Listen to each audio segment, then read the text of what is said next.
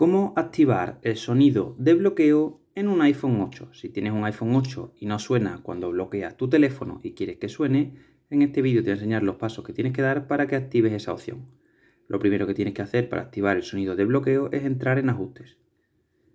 Ahora que ya estás dentro de ajustes, tienes que bajar, no tanto, hasta sonidos y vibraciones. Ahora que estás dentro de sonidos y vibraciones, baja y como puedes ver aquí, sonido al bloquear, la tengo desactivada, simplemente tengo que activarla, ¿vale?